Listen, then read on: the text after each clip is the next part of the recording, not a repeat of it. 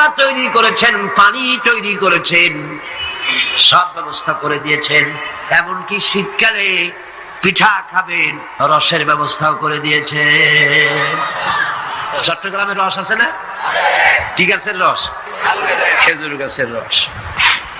এই খেজুর গাছের গোড়া খুঁজতে খুঁজতে 5 মাইল নিচেও যদি চলে যান, খেজুর গাছের মাথায় যেমন রস পাওয়া যায়, খেজুর গাছের 5 মাইল নিচে কি ওরকম এক ফোঁটা পানি পাওয়া যাবে?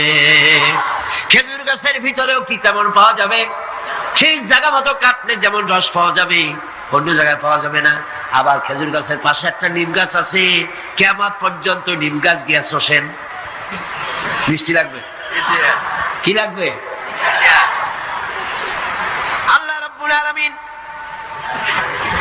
আপনি পিঠা খাবেন, খেজুর গাছ দিয়ে রস তৈরি করে দিলেন, পায়াস খাবেন, চাউল তৈরি করে দিলেন, গম দিয়ে দিলেন, গোশ খাবেন, কিমা খাবেন, কি খাবেন, সমস্ত কিছু রব্বুল আলামিন তৈরি করে মানুষের সামনে দিয়ে দিলেন। আর বললেন খাও, পান করো, খাও, আর আমার শুকর আদায় করো। মাঝে মধ্যে পড়ো আলহামদুলিল্লাহি রাব্বিল আলামিন। এই যে ঠান্ডা গোটা পৃথিবী, এখনো ঠান্ডা শুরু হয়নি। এই ঠান্ডা শুরু না হওয়ার কারণ আমরা। এটা কারণ কারা? আমরাই। গ্লোবাল ক্লাইমেটের চেঞ্জ এসেছে, গোটা দুনিয়া আবহাওয়ার পরিবর্তন হয়ে গিয়েছে। শীতের সময় শীত নাই, গরমের সময় গরম নাই। এটা কি খুব ভালো? এটা কি? এটা রোগ ব্যাধি বেশি হওয়ার লক্ষণ। শীত যখন আসে, এত প্রচন্ড শীত, গোটা পৃথিবী যত এসি আছে, সমস্ত শক্তিশালী এসি প্লান্ট একযোগে যদি ছেড়ে দেওয়া হয়, আল্লাহ শীতকালে শীত দেন, তার সহস্র কোটি কোটি ভাগের 1 ভাগের শীত কি পৃথিবীর মানুষ তার যন্ত্রপাতি দিয়ে তৈরি করতে পারবে? পারবে। সূর্য দিয়ে প্রতি মুহূর্তে আল্লাহ পাক যে তাপ দেন, গোটা বিশ্বের সমস্ত আগুন একসঙ্গে যদি জ্বালানো হয়, সেই তাপ কি তৈরি করা সম্ভব হবে? হবে না।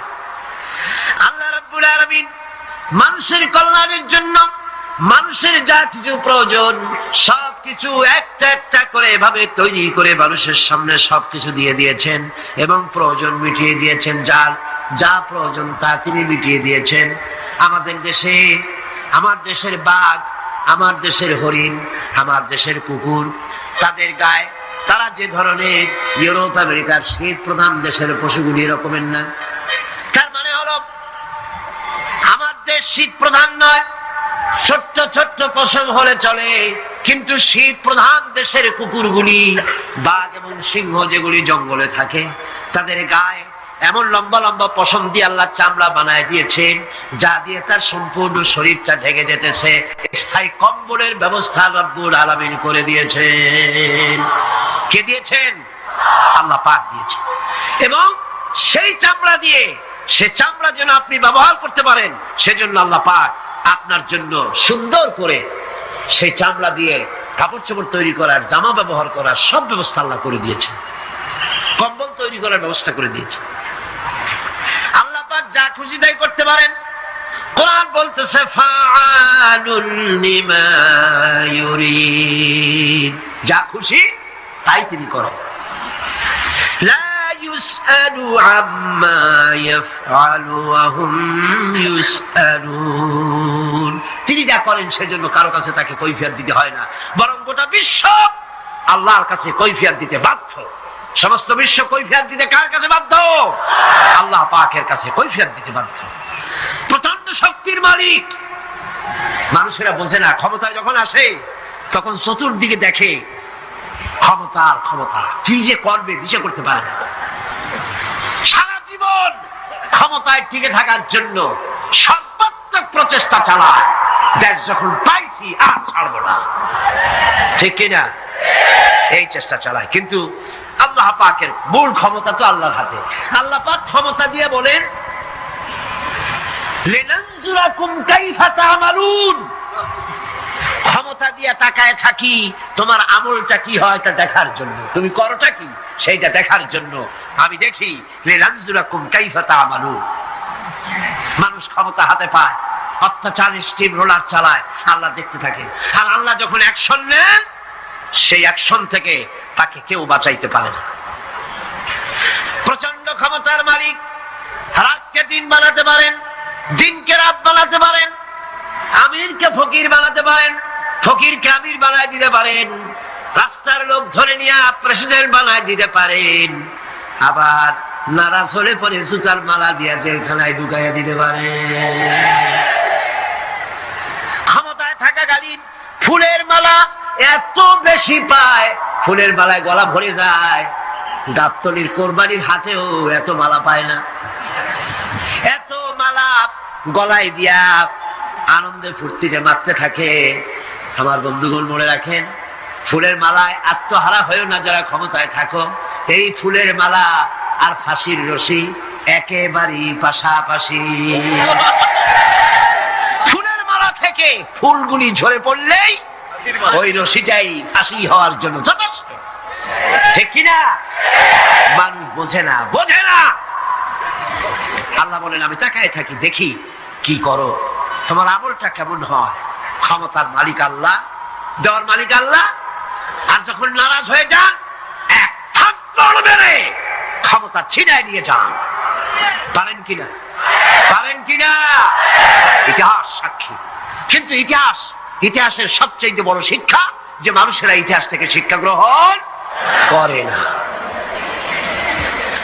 जगत जी लगाने के लिए ये दुनिया नहीं है, जगह जी लगाने के लिए ये दुनिया नहीं है, ये इबरत की जा है तमाशा नहीं है। पृथ्वी खेल तमाशा করার জায়গা না। ইতিহাস থেকে শিক্ষা নাও, পূর্বপুরুষদের দিকে তাকাও। আল্লাহ দিনের কর্মীদের উপরে আঘাত লাগাবার কারণে বংশ শুদ্ধ আল্লাহ সাফ করে দিয়েছেন।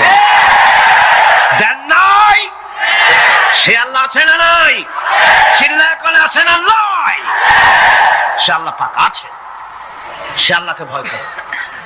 ইত্তাকিল্লাহ, সে আল্লাহকে ভয় করে। আল্লাহ পাক ইচ্ছে করলে ক্ষমতা দিতে পারেন, ইচ্ছে করলে ক্ষমতা ছিনায়ও নিতে। সে আল্লাহ রাব্বুল আলামিন, ক্ষমতা দেওয়ার মালিক, ক্ষমতা ছিনিয়ে নেওয়ার মালিক, হায়াতের মালিক, মওতের মালিক। সবাই বলুন, হায়াতের মালিক কে? মওতের মালিক কে? খাবারের মালিক কে? হাসাবার মালিক কে? কাঁদাবার মালিক কে?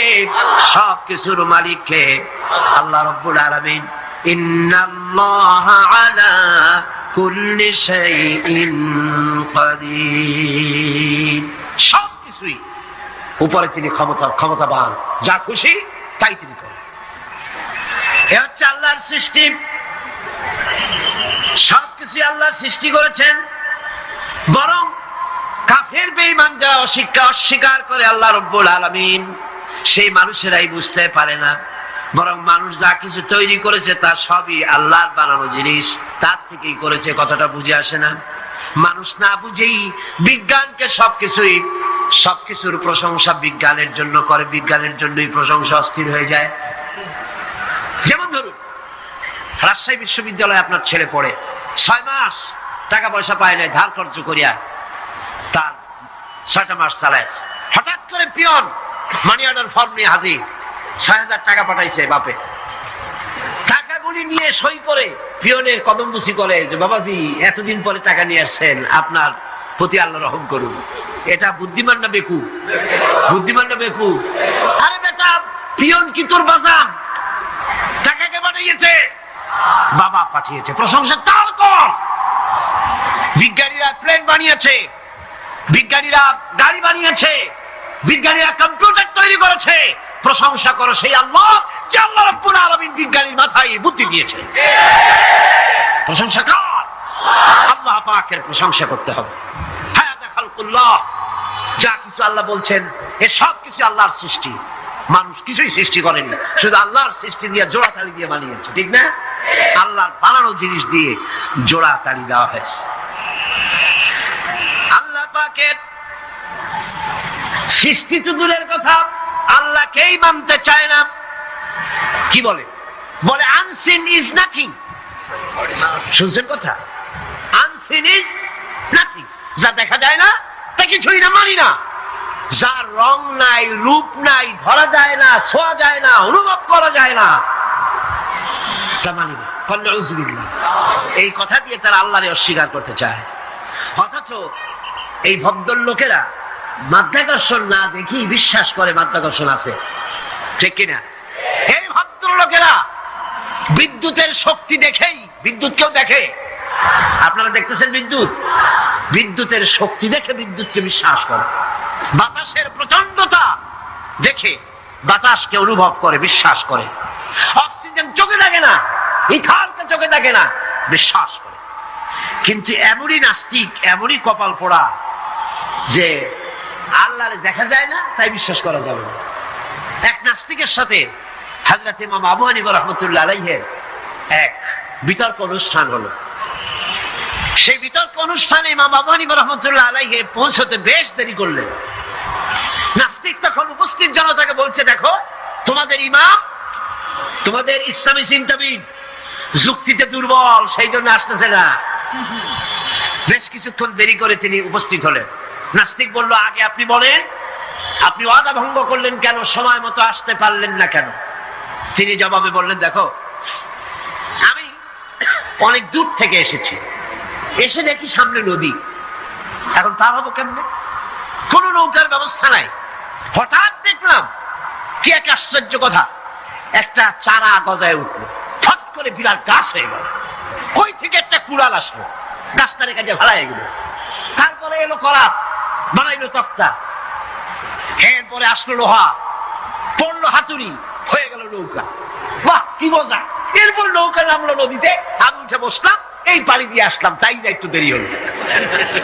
নাস্তিক কয় যে কি সর্বনাশ, এই লোকের সাথে আমি তর্ক করবে, মাথা স্ক্রু শটটা ঢিলা। আন্দাজে আন্দাজে একটা গাছ হয়ে গেল ফট করিয়া।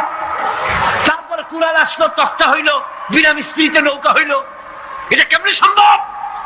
ইমাম সাহেব বলেন, আমার বিতর্ক শেষ। বিনা মিস্ত্রিতে যদি, তোমার যুক্তি মতে বিনা মিস্ত্রিতে যদি একটা নৌকা না হতে পারে, এই বিশ্ব তৈরি হলো কি করে বিনা মিস্ত্রিতে? ওই বিশাল আকাশ হলো কিভাবে? এই বিরাট চন্দ্র সূর্য হলো কিভাবে? কি করে তোমার ওই বডি তৈরি হলো?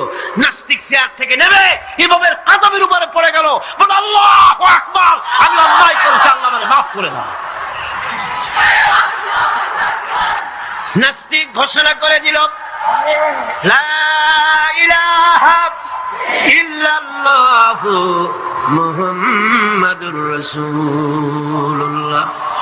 জোরে বলেন, লা ইলাহা ইল্লাল্লাহু মুহাম্মাদুর রাসূলুল্লাহ, লা ইলাহা ইল্লাল্লাহ।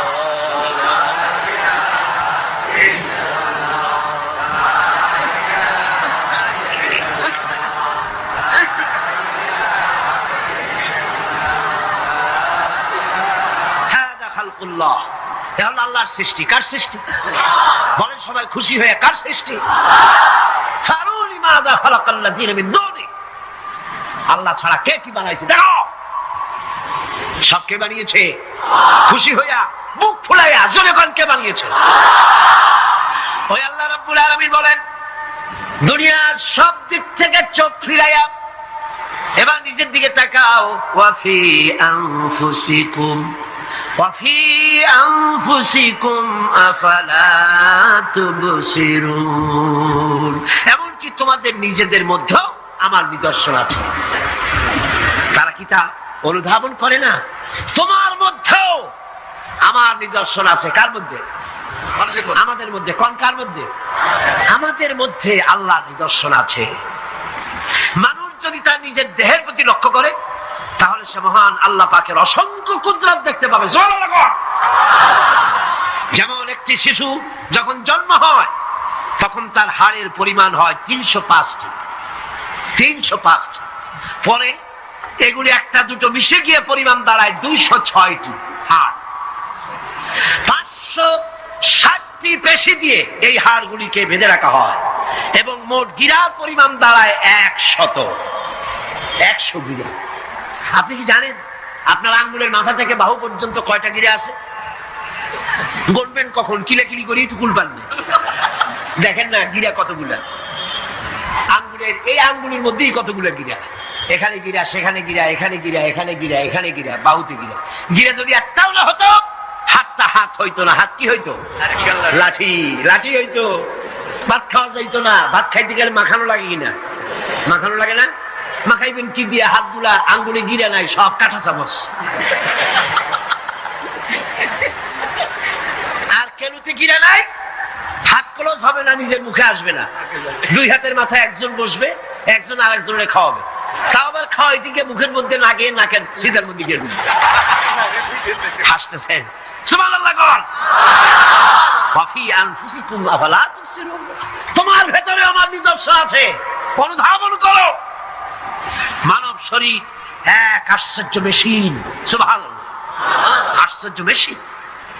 লক্ষ কোটি সেল এবং নার্ভ সেল দিয়ে জটিল মেশিন পত্রের সমন্বয় এই দেহ তৈরি করা হয়েছে।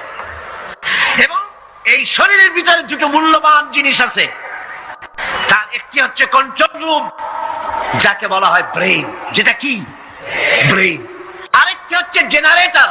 সেই জেনারেটরটা কি? হার্ট, আপনার হৃৎপিণ্ডে। ওয়াফি আনফুসিকুম আফালা তুবসিরুন, লক্ষ্য করো না? কেমনে? তোমার শরীরের দিকে তাকাও না। Brain, control room. হার্টের কাজ হচ্ছে রক্তগুলিকে সার্কুলার করা, রক্তগুলিকে পৌঁছে দেওয়া সর্বত্র। যা খাচ্ছেন সমস্ত খাদ্যগুলিকে, রক্ত তৈরি হচ্ছে, হার্টের কাজ হলো এটাকে এইভাবে করে করে পৌঁছে দেওয়া। আর এই রক্তগুলি যদি না পৌঁছায়, শরীরের যে অংশে রক্ত পৌঁছাবে না, সে অংশ কি হবে? প্যারালাইজড হবে, অবশ হবে। মাশাআল্লাহ, আপনারা সব ডাক্তার বুঝতে পারতেছেন, কথা বুঝে ফেলতেছেন, আলহামদুলিল্লাহ। রক্ত পৌঁছাবে না, প্যারালাইজড হয়ে যাবে। এই জন্য আল্লাহ কি করেছেন? পায়ের বুড়ো আঙ্গুল থেকে শুরু করে মস্তিষ্কের মাথা পর্যন্ত অসংখ্য নার্ভ, শিরা, উপশিরা দিয়ে ভরে দিয়েছেন। কত শিরা, কত উপশিরা! চিকিৎসা বিজ্ঞানীরা বলেছেন, মানুষের দেহের ভিতরে যত শিরা এবং উপশিরা আছে, সবগুলি যদি বের করে একটার সাথে আর একটা গিরা দেওয়া হয়, তাহলে তা এত লম্বা হবে, যা দিয়া গোটা পৃথিবী 3 বার ঘোরা যাবে। এই শিরা উপশিরা গুলি যদি ছিঁড়ে ছিঁড়ে শরীর থেকে বের করে করে পাশাপাশি যদি সাজানো হয়, তাহলে 3 একর জমিন লাগবে সাজায়া রাখতে। এত শিরা উপশিরা দিয়ে এই পৃথিবী, এই শরীরটাকে আল্লাহ পাক সাজিয়ে দিয়েছেন, গুছিয়ে দিয়েছেন। অসংখ্য শিরা উপশিরা। হার্টের কাজ হলো রক্ত আসতেছে পাঞ্চ করে করে, এভাবে করে করে রক্ত পৌঁছায় দিচ্ছে হার্ট থেকে, তার মাথা থেকে শুরু করে পা পর্যন্ত। হার্ট প্রতি মিনিটে 10 পাউন্ড রক্ত সঞ্চালন করছে। ব্যায়ামের সময় এর পরিমাণ গিয়ে দাঁড়ায় 30 পাউন্ডে। এবং এক সময় যদি আপনি আহত হন, অনেকগুলি রক্ত যদি বেরিয়ে যায়, অন্তত 2.5 পাউন্ডের মতো রক্ত আপনার শরীরের মধ্যে সব সময় রিজার্ভ থাকে। কে রাখে? কে রাখে? কে রাখে? এবার আপনার হার্ট যদি দুর্বল হয়, হার্ট অ্যাটাক হয় না? সিটাগাঙ্গে নাও হইতে পারে, নাকি হয়? হার্ট যদি অ্যাটাক হয়, হার্ট অ্যাটাক হয় কেন? হার্টের যেই জিনিস ভেতর দিয়ে রক্তগুলি প্রবাহিত হয়, আর্টারি যেগুলি, এই আর্টারিগুলি যদি অতিরিক্ত চর্বির কারণে, অনেকে তো খায় জম্মের খাওয়া, ডাইনি ভাই তাকায় না, সুবহানাল্লাহ, সাইলেন্ট কপাল বাদ দেওয়ার সব পেট, খাওয়ার সময় বিসমিল্লাহ কয় না, শেষেও আলহামদুলিল্লাহ কয় না, খায় আর কয় যা মজা হইছে, কুলু ওয়া তামাত্তাউ। পাইকারি দরে খেলে পরে চর্বি হবে। এই চর্বিগুলো গিয়ে হার্টের যে আর্টারিগুলি আছে, রগ আছে, এই রগগুলির ভিতরে চর্বি জমে যায়। চর্বি জমার কারণে রক্ত পাস করতে পারে না, হার্ট অ্যাটাক করে। হার্ট অ্যাটাক করলে পরে রোগী যদি বেঁচে যায়, তাহলে বাইপাস অপারেশন করতে হয়। বাইপাস অপারেশন করতে যখন যায়, তখন তার জন্য রগ দরকার। ওই যেটা ব্লক হয়েছে ওটা ফেলে দিতে হবে, নতুন আরেকটা রগ লাগবে। এবার আপনি দেখেন আমার আল্লাহর কুদরতের দিকে তাকান। আপনার হার্ট অ্যাটাক করতে পারে, নতুন করে একটা রগের দরকার হতে পারে। এই রগ গরুর রগ দিয়ে হবে না, এই রগটা ছাগলের রগ দিয়ে হবে না। কোথায় পাবেন রগ? কে দেবে আপনার রগ? আল্লাহ পাক আপনার পায়ের ভেতরে রানের মধ্য দিয়া স্পায়ার রগ সেখানে রেখে দিয়েছেন। হার্ট অপারেশন যখন করা হয় ডাক্তারেরা ব্লক করা হার্ট, ওই রগটাকে ফেলে দিয়া উরুর ভিতর থেকে রগ বের করে কলিজার মধ্যে লাগায়া দেয়। সুবহানাল্লাহ। দুটি মাত্র কিডনি হলে, একটি মাত্র কিডনি হলে শরীরটা আপনার বেঁচে যায়। আল্লাহ রাব্বুল আলামিন শরীরের ভিতরে দুইটা কিডনি দিয়েছেন। কিডনির নাম জীবন। কিডনির নাম কি? কিডনি অচল হলে আপনি অচল হয়ে যাবেন, শরীর ফুলে যাবে, আপনি মরে যাবেন তাড়াতাড়ি করে, রক্ত শূন্যতা দেখা দেবে। কিডনিকে বাঁচায় রাখা প্রত্যেকের জন্য জরুরি। আর কিডনি বাঁচাবার জন্য পানি খাবেন বেশি করে। কি খাবেন? কি খাবেন? পানি। সুবহানাল্লাহ, সুবহানাল্লাহ। এ পানি খান নিয়ামত, পানির অপচয় করবেন না। আমার নবী বলেছেন প্রবাহমান নদীর ঘাটে বসেও এক ফোঁটা পানির অপচয় করো না। প্রবাহমান নদীর ঘাটে বসেও পানির অপচয় করো না। সুবহানাল্লাহ। পানি নিয়ামত, পানি খান বেশি করে, কিডনি সচল থাকবে। আলহামদুলিল্লাহ। একটা কিডনি হলে চলে, আল্লাহ পাক দুটি কিডনি দিয়েছেন, একটা বন্ধ হলে যেন আর একটা দিয়ে সে যেন চলতে পারে। সুবহানাল্লাহ। মানুষের শরীরের ভেতরে এই পরিমাণ লেমন আছে যা দিয়া একটা ঘর সাদা বানানো যায়, এই পরিমাণ ফসফরাস আছে যা দিয়া ২৫০০ ম্যাচ বানানো যায়। তোমার শরীরের ভিতরে এমন নিদর্শন আছে। মানুষের এই আশ্চর্যজনক দেহটাকে ঢেকে দেওয়া হয়েছে একটি শীতাতপ নিয়ন্ত্রিত চামড়া দিয়া। সেই চামড়াটা ২০ বর্গ ফিট। এই চামড়ার ভেতরে রয়েছে অসংখ্য লোমকূপ, অসংখ্য লোমকূপ দিয়ে এই চামড়াটা তৈরি করে দেওয়া হয়েছে। এবং এই চামড়া দিয়ে শীত এবং গরম অনুভব করার শক্তি দেওয়া হয়েছে। দুটি চোখ দেওয়া হয়েছে, শ্রবণের জন্য কান দেওয়া হয়েছে। কে তিনি যিনি আমরা চোখ দিয়ে নেগেটিভ দেখি? চোখ দিয়ে কি দেখি? চোখ দিয়া দৃশ্যের নেগেটিভটা দেখি, ওই দেখার সাথে সাথে ব্রেনের ভিতরে গিয়া কোন শক্তি পজিটিভ বানায়া আমারে দেখায়। তার নাম কি? আমার কানের ভিতরে অসংখ্য শব্দ চতুর্দিক থেকে আসে, শব্দগুলিকে বিন্যস্ত করে একটা একটা করে শুনবার জন্য আমার কে কানের ভিতরে কে ব্যবস্থা করে দিয়েছেন? তার নাম কি? একটা মাত্র জিহ্বা, একটি মাত্র জিহ্বা মুখের মধ্যে আল্লাহ দান করেছেন। এই জিহ্বার ভিতরে কত স্বাদ আল্লাহ রাব্বুল আলামিন দান করে দিলেন। এই জিহ্বায় রসগোল্লার স্বাদ একরকম, জিলাপির স্বাদ আর একরকম, চানাচুরের স্বাদ একরকম, পুঁটি মাছের স্বাদ একরকম, লোট্টা ফিশের স্বাদ আর একরকম, ঠিক কিনা? শুটকি মাছের স্বাদ আর একরকম, কাবাবের স্বাদ আর একরকম, আপেলের স্বাদ একরকম, বড়ের স্বাদ একরকম। একটা জিহ্বা দিয়া হাজারো স্বাদ নেওয়ার তৌফিক দিলেন আল্লাহ। সেই খাবার সময় বিসমিল্লাহ বলে না, পরে আলহামদুলিল্লাহ কয় না। এত নিয়ামত দিয়ে আল্লাহ পাক এই সজীব শরীরকে সাজিয়েছেন, শরীরটাকে সুন্দর করেছেন, সুগঠিত করেছেন। আল্লাহ পাক বলেন তোমার শরীরের ভিতরে রয়েছে আমার দৃষ্টান্ত, এগুলি দেখো। তোমার ব্রেইন, মানুষের মাথায় যে মাথার ভিতরে যে ব্রেইন দেওয়া হয়েছে, এর ভিতরে রয়েছে অসংখ্য সেল, যার মধ্যে বুদ্ধি, প্রজ্ঞা, সুখ, দুঃখ, মেমোরি। এই পৃথিবীতে মানুষের মাথায় যে ব্রেন দেওয়া হয়েছে, এটা সর্বোচ্চ ওজন হচ্ছে ৩ পাউন্ড। ৩ পাউন্ড ওজনের এই বস্তুটিকে রাখা হয় মাথার খুঁড়ির মধ্যে, মাথার মাঝখানে। এই ব্রেন দেহের কোটি কোটি সেনা প্রহরীকে পাহারার কাজে লাগায়। এই ব্রেন বুদ্ধি করে, বুদ্ধি দিয়ে লাগায়। কম্পিউটারের যে মেমোরি শক্তি আছে, পৃথিবীর মানুষের মাথায় আল্লাহ পাক যে মেমোরি দিয়েছেন, যে স্মৃতি শক্তি দিয়েছেন, সারা পৃথিবীর সমস্ত ডাটা, সমস্ত ইনফরমেশন সবগুলি মানুষ যদি তার মেমোরিতে নিয়ে নেয়, তারপরেও আল্লাহ পাক মেমোরিতে এত জায়গা করেছেন যে তার ১ লক্ষ ভাগের ১ ভাগও ভরবে না। এই ব্রেন দিয়ে আল্লাহ পাক মানুষকে বুঝতে বলেছেন, তাকাও, লক্ষ্য করো, আমার পৃথিবী দেখো, দুনিয়া দেখো, নিজেকে দেখো এবং আমার অস্তিত্বের কথা স্বীকার করো। আমি তোমাকে সৃষ্টি করেছি। আল্লাহ পাক বলেন, হাদা খালকুল্লাহি ফাআরুনি মাযা খালাকাল্লাযীনা মিন দুনিহি বালিয যালিমুনা ফি যালালিম মুবিন। এই হচ্ছে আল্লাহর সৃষ্টি। এখন দেখাও তো অন্যরা কি সৃষ্টি করেছে, অন্যরা কি সৃষ্টি করেছে? আছে কিছু? অন্যরা আল্লাহর জিনিস দিয়া, তারা আল্লাহর জিনিস দিয়ে জোড়াতালি দিয়ে তৈরি করেছে, কিন্তু সমস্ত সৃষ্টির মূল হচ্ছে আল্লাহ পাক। আজকে আমাদের সন্তানদেরকে যদি কোরআন থেকে আজকে যে কথাগুলি বললাম, এই কথাগুলি যদি কলেজে বিশ্ববিদ্যালয়ে পড়ানো হতো, আমার ছেলে কি নাস্তিক হতে পারত? বলেন, আমার এই ছেলে কলেজে বিশ্ববিদ্যালয়ে যেসব ছেলেপেলেরা পড়ে, এগুলি কি বোম্বাই থেকে আসছে না মঙ্গল গ্রহ থেকে নাজিল হয়েছে?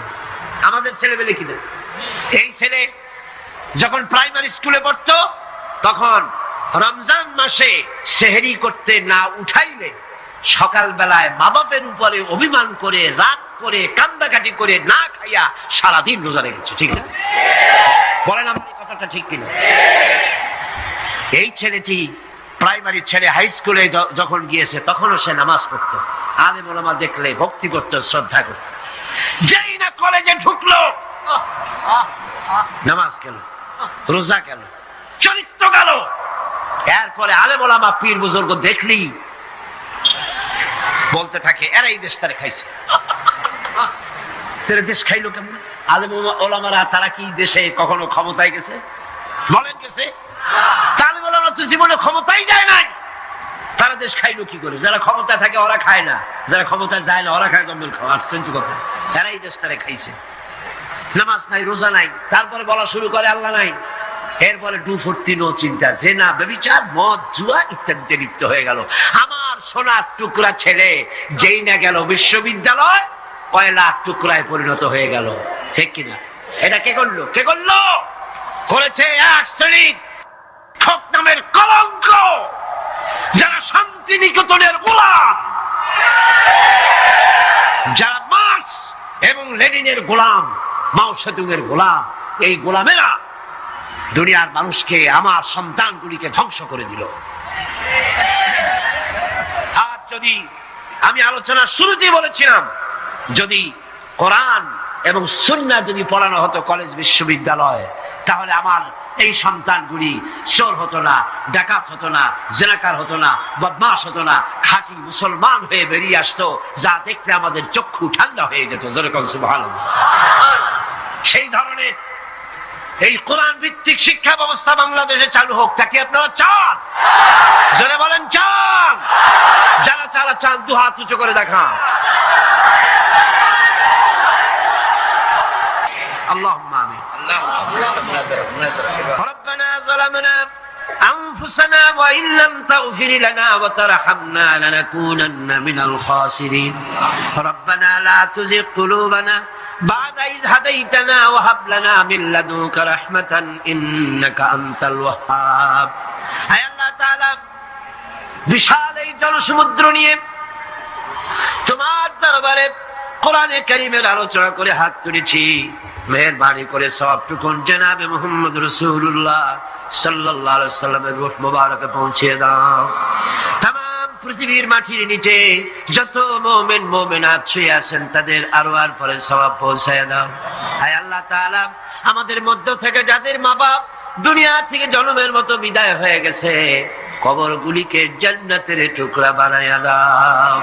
রব্বির হামহুমা কামা রব্বায়ানি সগীরা। সবাই পড়েন, রব্বির হামহুমা কামা রব্বায়ানি সগীরা। হে আল্লাহ তাআলা, বিশাল এই মাহফিলে কোরআন শোনার জন্য কোরআনের পাগল মুসলমানেরা, অমুসলিমরা দূর দারাজ থেকে, বিভিন্ন জেলা থেকে, আশেপাশের দেশ থেকে কোরআন শোনার জন্য আসে। আল্লাহ তুমি দয়া করে কোরআনের হেদায়েত আমাদের নসিব করে দাও। আমাদের এই দেশটি কোরআনের শাসন দিয়ে পরিচালিত হয়েছে, এই দৃশ্য আমাদের চোখে দেখার তৌফিক দান করে দিও। হে আল্লাহ তাআলা, এ বিশাল মাহফিল পরিচালনা করতে গিয়ে ইসলামী সমাজ কল্যাণ পরিষদ প্রতি বছর হিমশিম খেয়ে যায়। সামান্য একটা মেয়ের বিয়েতে কত টাকা লাগে, লক্ষ লক্ষ টাকা সেখানে খরচ হয়ে যায় ছেলে মেয়ের বিয়েতে। আর এত বড় বিশাল প্যান্ডেল, এত লাইট, এত মাইক, এত প্রচার, এত মাইকিং, এত হ্যান্ডবিল, এত পোস্টার, এত মেহমান, হায় আল্লাহ তাআলা এত ভলেন্টিয়ার, কত বেশি খরচ হতেছে। আল্লাহ তোমার বান্দাদেরকে বোঝার তৌফিক দিয়ে দাও। তোমার দিনদার, ইমানদার, মালদার সমস্ত মানুষদেরকে এই বিশাল মাহফিলে আর্থিক দিক থেকে সহযোগিতা করার তৌফিক দান করে দাও। হায় আল্লাহ, যে সমস্ত মেহমানদেরকে এখানে দাওয়াত দেওয়া হয়েছে, সমস্ত মেহমান সহি সালামতে তাদের যাতায়াতের ব্যবস্থা করে দিও এবং তাদেরকে সুন্দর করে উপস্থাপনা করার বলার তৌফিক দান করে দিও।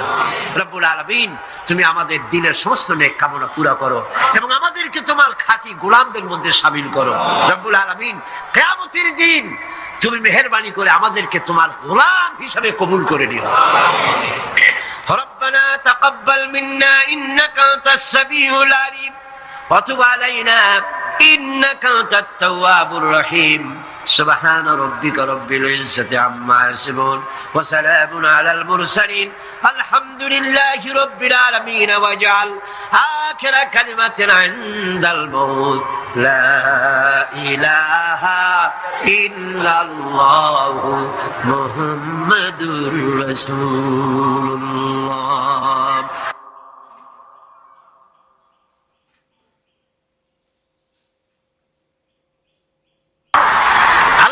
বলছেন আম্মান ইউজিবুল মুত্তাররা ইযা দাআহু ওয়া ইয়াকশিফুস সুআ ওয়া ইয়াজআলুকুম খুলাফাআল আরদ। আল্লাহ পাক বলেন, এমন কে আছেন যিনি ব্যাকুল এবং অস্থির দোয়া যিনি শোনেন, এমন কে যিনি তোমাদেরকে দুনিয়ার খলিফা বানায় দিয়েছেন, দুনিয়া ব্যবহার করার উপযোগী করে দিয়েছেন, ব্যবহার করার ভোগ করার সুযোগ করে দিয়েছেন। তিনি কে? তিনি হচ্ছেন আল্লাহ পাক। গভীর রাত্রে আপনি যে ক্রন্দন করেন, চিন্তা করেন, মামলায় পড়ে, মকদ্দমায় পড়ে, কষ্টে পড়ে, ঋণগ্রস্ত হয়ে, রোগগ্রস্ত হয়ে, ব্যথা নিয়ে, বেদনা নিয়ে, অস্থির মন নিয়ে আপনি যে দোয়া করেন, সেই দোয়া কে শোনে বলেন? কে শোনে? আল্লাহ রাব্বুল আলামিন বলেন, আমি শুনতে পাই, আমি সব শুনতে পাই। সামিউম বাসীর, এমন কিছু নেই যে আমি শুনি না। সমুদ্রের অতল তলদেশে শৈবালের সাথে লাগানো, প্রবালের সাথে লাগানো ছোট্ট একটি পোকা, যা মাইক্রোস্কোপ যন্ত্র ছাড়া দেখা যায় না, আটলান্টিক মহাসাগরের অতল তলদেশে ওই পাথরের সাথে মিশে থাকা ছোট্ট পোকাটি যদি ক্ষুধার জ্বালায় চিৎকার মারে, যদি পেটের যন্ত্রণায় চিৎকার মারে, কেউ শোনে না। আল্লাহ পাক বলে না, আমি আরশের মালিক, আমি শুনতে পাই। আইলাহুম মাল্লাহি কালিলাম মা তাযাক্কারুন। এগুলি আমি শুনি, আর পৃথিবী ভোগ করার জন্য আমি তোমাদেরকে অধিকার দিয়েছি। মানুষ মঙ্গল গ্রহে যাচ্ছে, তাতে আমার কোনো ক্ষতি নেই। আপনাদের ক্ষতি আছে? যাক না মঙ্গল গ্রহে, কিন্তু একটা বিষয় ক্ষতি হয়। আমি বিজ্ঞানে আমাকে গোড়া ধর্মান্ধ ভাবার কোনো কারণ নাই। বিজ্ঞান চলে যাক মঙ্গল গ্রহে, কিন্তু তার উপকারিতা কতটুকু তা আমাদের দেখতে হবে, দেখা উচিত না? পৃথিবীর মানুষ যেখানে না খেয়ে মারা যাচ্ছে, যে টাকা খরচ করা হলো মঙ্গল গ্রহে যাওয়ার জন্য, সেই টাকা দিয়ে যদি বিদ্যুৎ তৈরি করা হতো, পৃথিবীর প্রত্যেকটি মানুষের বাড়িতে বাড়িতে বিদ্যুৎ পৌঁছে দেওয়া যেত। যে টাকা দিয়ে বোম তৈরি করা হচ্ছে মানুষ মারার জন্য, সেই টাকাগুলি যদি একত্রিত করা হতো, তাহলে পৃথিবীর প্রত্যেকটি গ্রামে গ্রামে, বাড়িতে বাড়িতে বিশুদ্ধ পানি ও পানির ব্যবস্থা করা যেত। মানুষ মারার জন্য যত অস্ত্র তৈরি হলো, তা যদি একত্রিত করা হতো, সেই টাকা দিয়ে পৃথিবীতে এত হসপিটাল করা যেত যে বিনা চিকিৎসায় কেউ মারা যেত। আজ অসংখ্য টাকা খরচ করা হচ্ছে, গবেষণা ভালো, কিন্তু এই গবেষণার কি দাম? হিমালয় পর্বতের ওজন কত? চলেন আমরা গবেষণা করি, হিমালয় পর্বতের ওজন কত? চলুন পরিমাপ করি, আটলান্টিক মহাসাগরে কত হাজার লক্ষ গ্যালন পানি আছে। চলুন সাহারা মরুভূমিতে যাই, হিসাব করে দেখি কত সহস্র কোটি বালুকণা সেখানে আছে। এ ব্যাপারে কোটি কোটি সহস্র সহস্র বিলিয়ন মিলিয়ন ট্রিলিয়ন ডলার খরচ করার কোন দাম আছে? মানুষ মানুষের জন্য, মানুষ মানুষের কল্যাণের জন্য। সেই কল্যাণ যদি সাধিত না হয় তাহলে কি হবে? আল্লাহ পাক বলছে, এই পৃথিবী তোমাদের জন্য ভোগ দখলের জন্য দিয়েছি। পৃথিবী নিয়ে বেশি ভাবো, এখানে নিয়ামত আছে। সাথে বাস করতে পারবা না, সাথে যাইতে পারো। সাথে তো মানুষ গেছেও, যাইতে ক্ষতি নাই, আমি কিন্তু মানা করি না। আর আমার মানা শরীর বেঁকে সাথে যাক না, ক্ষতি কি? আমার বক্তব্য মনে হয় বুঝতে আপনাদের কষ্ট হয়নি। বুঝতে কষ্ট হয়েছে? আমার বক্তব্য হচ্ছে যে রিসার্চে, যে গবেষণায় মানবতার কল্যাণ হয়, পৃথিবীর কল্যাণ হয়, টাকা সেখানে লাগু। কিন্তু পৃথিবীর ইহুদি খ্রিস্টান ঐক্যবদ্ধ, মানবতার কল্যাণে টাকা খরচ করা হবে না। মানবতার কল্যাণে না, বরং অন্য কাজে রিসার্চ করে করে টাকা পয়সা খরচ করা হবে। যাক, তারা করতে থাকুক। এরপরে আল্লাহ পাক বলেন, আম্মান ইয়াহদিকুম ফি যুলুমাতিল বাররি ওয়াল বাহরি ওয়া মান ইউরসিলুর রিয়াহা বুশরাম বাইনা ইয়াদাই রাহমাতি। কে সে যিনি জলে স্থলে অন্ধকারে তোমাদের পথ দেখিয়ে দেন? অন্ধকারের ভিতরে, পানির ভিতরে এবং স্থল ফাঁকে কে তোমার পথ দেখায়? কে দেখায়? বলেন না, কে দেখায়? সমুদ্রের ভিতরে নাবিকেরা যখন পথ চলে, দিনের বেলায় সূর্য দেখে পথ নির্ণয় করে, কিন্তু রাতের বেলায়, রাতের অন্ধকারে সে যেন পথ হারায় না ফেলে, সেই জন্য আল্লাহ রাব্বুল আলামিন বলেন, আমি আকাশে তারকা খচিত করে রেখেছি। তারকা দেখে দেখে নাবিকরা পথ নির্ণয় করে গন্তব্যে পৌঁছে যায়, পথ হারায়া যায় না। অন্ধকারের ভিতরে আমি তো পথ সৃষ্টি করেছি। আইলাহুম মাআল্লাহ তাআলা আল্লাহু আম্মা ইউশরিকুন। ওই আল্লাহর সাথে কে আছে শরীক, যিনি কাজগুলিতে আল্লাহর সাথে সহযোগিতা করেছে? আছে কেউ? সুতরাং আল্লাহ পাক যারা শিরক করছে তার থেকে আল্লাহ পাক মুক্ত। যিনি বৃষ্টি বর্ষা এবং বৃষ্টির আগে ঠান্ডা বাতাস দিয়ে বৃষ্টি আসছে এই সুসংবাদ প্রদান করেন, এ কাজের মধ্যে কেউ নেই আল্লাহর শরীক। এবার আল্লাহ পাক বলছেন, আইলাহুম মাআল্লাহ কুল হাতু বুরহানাকুম ইন কুনতুম সাদিকিন।